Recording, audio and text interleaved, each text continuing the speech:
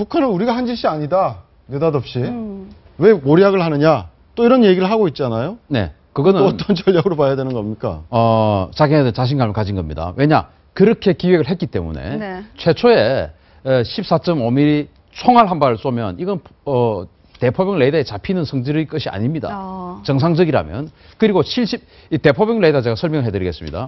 원점을 어떻게 파악하냐면 대포병 레이더는 이렇게 그냥 판처럼 생겼습니다. 이런 판이 북한이 이제 포를 쏩니다. 포를 쏘면 곡사포 아니겠습니까? 네. 포물선을 그리죠. 그럼 포물선이 이렇게 날아 정점을 찍고 내려옵니다. 정점을 찍고 내려오는 그 순간에 어디로 떨어질지를 아는 거죠. 네. 그러면 내려오는 그 순간에 어디서 쐈는 거를 또 입사각과 반사각 딱 하면 어디서 쐈는가를 파악할 수가 있습니다. 네네. 곡사 화기일 경우에. 네. 그럼 북한이 어제 쐈던 게 14.5mm 고사총 1.4cm에 불과한 네네. 그런 금속 물질 총알이죠. 네. 이거는 당연히 이 레이더에 너무 작기 때문에 안 잡힐 것이다 생각하고 그걸 한 발을 쏴서 이른바 간을 본 겁니다. 그리고 그 다음에 76mm 직사포를 쐈습니다. 직사포는 정점이 있어야 입사각, 반사각을 따져가지고 원점을 파악하는데 직사포는 그냥 똑바로 날아가기 때문에 네. 이 레이더에 점으로만 잡히지가 그냥 보이는 않는다는 겁니다. 거죠? 점으로만. 네. 선이 네. 나와야 그 때리는 네네. 그 최소 발사점을 아는데 선이 안 나오고 점만 나오는 것이죠.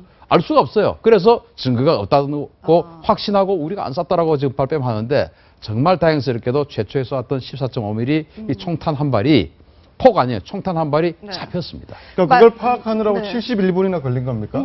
말씀하신 대로라면 북한은 굉장히 네. 치밀하게 계산을 해서 그렇게 쏜 건데 우리는 정작 말씀하신 대로 71분이나 걸려서 대응을 했죠. 늑장 대응이라고 생각하시죠? 네.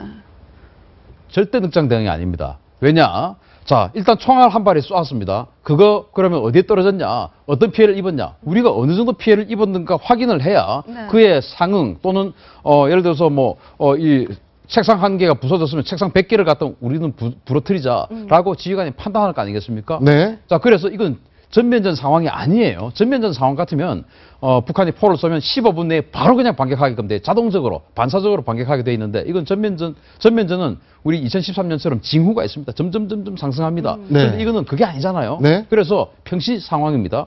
그럼 이제 파악을 해야 되는데 파악하러 이제 야산에 우리 정찰병들이 이제 간 겁니다. 사단장의 명령에 네. 따라서 갔는데 20분 후에 또 쏜 겁니다. 그랬더니 제가 대포병 레이더 안 잡힌다고 그랬잖아요. 네네. 대포병 레이더는 전혀 반응이 없고 그런데 갑자기 GP에서 연락이 온 겁니다. 사단장에게. 저기 GP 옆에 한 몇백 미터 지점에 연기가 좀 났습니다. 연기 그 뭐야 확인해.